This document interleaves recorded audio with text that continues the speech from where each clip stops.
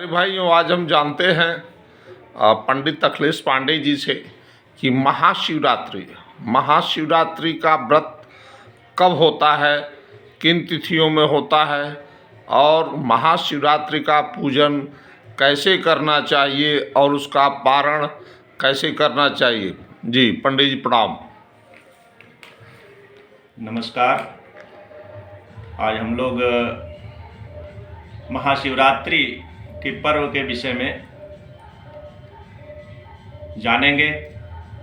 विशेषकर महाशिवरात्रि का जो व्रत है वो बहुत ही महत्वपूर्ण है। उसको नित्य काम बोलते हैं। वो ऐसा व्रत है जो हमेशा अस्थाई रहने वाला है, उसका कभी क्षरण नहीं होता। लिखा है शास्त्रकारों में, अरणो यदि वा शुष्येत क्षीयते हिमवानपि। अगर समुद्र सूख जाए जी और हिमालय का भी क्षरण हो जाए,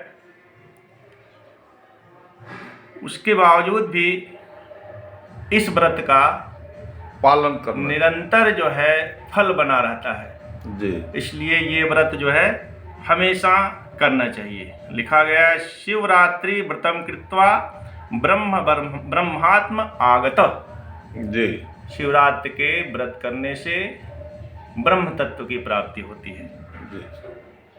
और शिवरात्रो शिवम पूज्य मृत्युमोचन विद्या।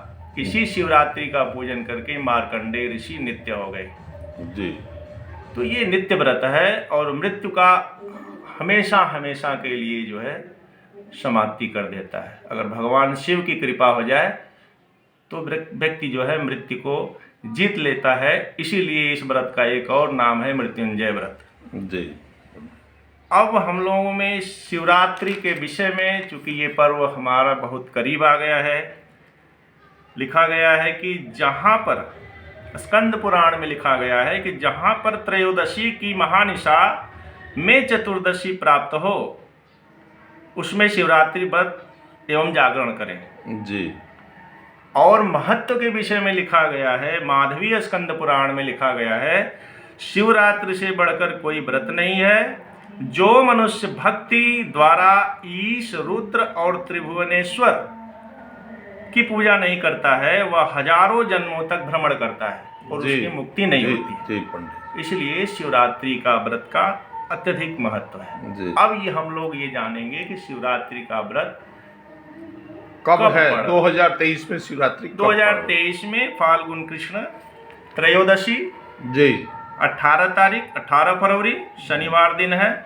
सायं 5:53 पे जी 13 तिथि समाप्त हो रही है जी।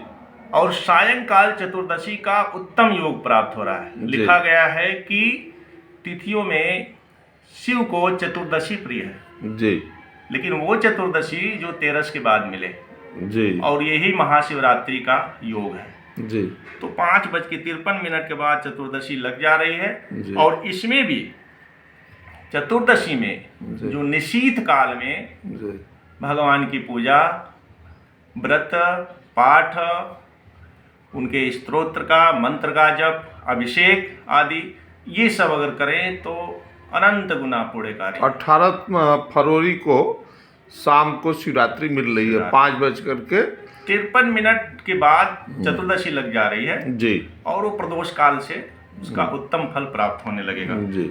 अब निशीथ काल का पूजा का क्या समय है। निशीथ काल जो लोग जागरण करते हैं जी, पूजा पाठ करते हैं, 11:48 से 12:39 तक रात्रि का समय जी, ये निशीथ काल है। और इस काल में अभिषेक करें भगवान का। अगर मंदिर में जा रहे हैं तो ठीक है, मंदिर में नहीं जा रहे हैं तो रात्रि जागरण करें, अभिषेक करें। अभिषेक का अनंत गुना फल होता है। अब अभिषेक भी कई तरह से है जी। अब मंदिर में वृद्ध नहीं जा पाएंगे, बच्चे नहीं जा पाएंगे, सारे लोग तो मंदिर में जा नहीं पाएंगे जी। घर पे ब्राह्मण को अगर बुला सकें, घर पे जो है तरह तरह के शिवलिंग हैं जी। बहुत सारे शिवलिंग पर अभिषेक करने का अलग अलग फल है। जी इसे मोती का शिवलिंग है, रोग का नाश करता है। जी पुखराज का शिवलिंग है, सुख देता है। स्फटिक का शिवलिंग है, मनोरथ की सिद्धि देता है। चांदी का शिवलिंग है, राज्य देता है तथा पिता की मुक्ति देता है। जी तांबे का शिवलिंग है, उस पे पुष्टि मिलती है, आमदनी बढ़ती है। लोहे का शिवलिंग है, शत्रुओं का नाश करता है। जी शीशा का शिवलिंग है, आयु प्राप्ति होती है। जी उसके बाद गोबर, गाय के गोबर का शिवलिंग का बहुत महत्व है, रोग का शांति होती है। जी बांस के अंकुर का अगर शिवलिंग बना के उसका जो है पूजा किया जाए तो उन लोगों के लिए जो बंधत्व का दोष का शिकार है, जिनको पुत्र की प्राप्ति नहीं हो पा रही है, उनकी वंश की जो है भगवान भगवान शिव की कृपा से वंश की प्राप्ति होती है। जी दुग्ध से अभिषेक हम कर रहे हैं, सर्वफल प्राप्त है। दुग्ध से सारी कामना की सिद्धि होती है। गन्ने का रस से लक्ष्मी प्राप्त होती है। गंगा जल से मोक्ष की प्राप्ति होती है। और तीर्थ के जल से, गंगा जल तीर्थ का जल से मोक्ष की कामना जी प्राप्त होती है। अब हमारा ये सवाल है कि नहीं, पारण कब करें? जी क्योंकि इसका विशेष करके सारे शास्त्रकारों में इस चीज को लेके मतैक्यता है कि चतुर्दशी के मध्य में पारण करना चाहिए। जी तो चतुर्दशी हमारा जो है त्रयोदश के बाद, त्रयोदशी के बाद जो चतुर्दशी लग रही है सायंकाल से, जी सूर्यास्त के बाद से लग जा रही है। अगले दिन सूर्यास्त तक 19 फरवरी को, तो उसका मध्य समय हुआ 19 फरवरी का प्रातः काल। जी प्रातः काल जो है जी भगवान का जो है स्मरण करके, जी स्नान करके, भगवान का एक बार फिर धूप दीप नैवेद्य से पूजा पाठ करके जी और पारण करें। उसके बाद शिव का जो है जी शिव का जो है भजन करते हुए आनंदित हों जी और भगवान शिव का व्रत, शिव का पूजा और शिव में ही विलीन होना ही इस शरीर का जो है एकमात्र लक्ष्य है। एकमात्र लक्ष्य है। क्योंकि शिव माने सत्य, शिव माने सुंदर। हमें मोक्ष प्राप्त करना है तो शिव ही जो है, शिव ही सारे पुराणों के ईश हैं। जी शिव ही नारद जी के अधिपति हैं, शिव ही गरुड़ के अधिपति हैं। शिव ने ही गरुड़ को रास्ता दिखाया, शिव ने ही काकभुशुंडी को रास्ता दिखाया।